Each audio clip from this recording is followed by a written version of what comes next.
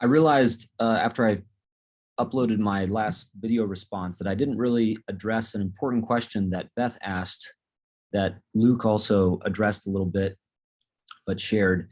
And it's the question of how, in light of our study of Romans, our understanding of the letter, we might think about how to engage what might be termed traditional readings of Romans, kind of intuitive and common ways in which people in our churches understand the language of this letter, particular verses that they might have, you know, at the top of their minds about what Romans is about.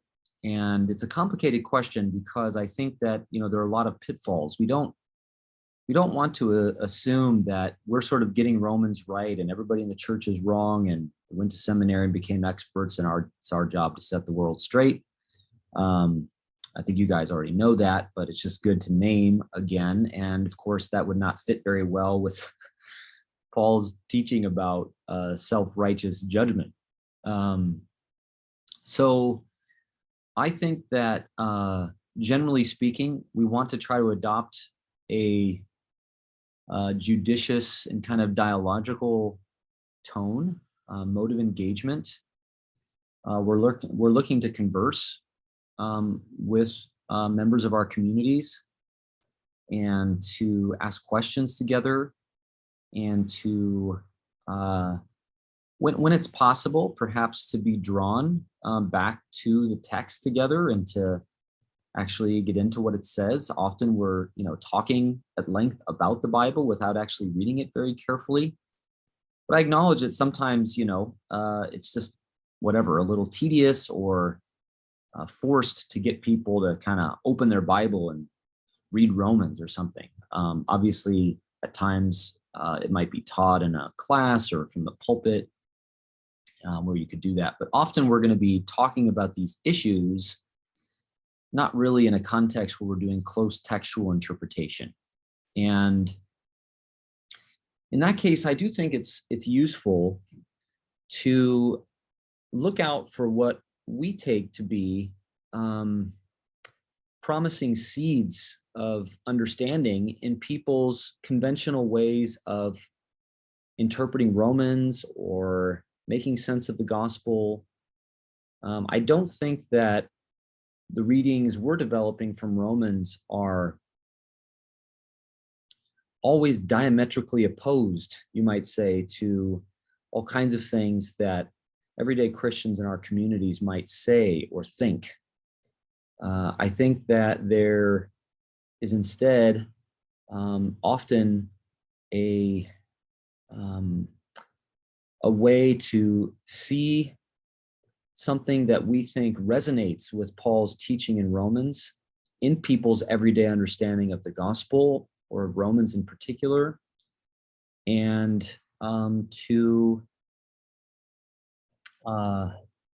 sort of work from there, to try to ask questions and expand insight from those places that we think there's a promising seed of growing together, as opposed to trying to schlep people into some completely different paradigm for all of Romans or the gospel or something like that. I think that's often a little pretentious and asking too much. People are in some ways right to resist when someone like one of us might ask them to sort of throw out some general or total understanding they have of the gospel and to embrace what we're saying instead.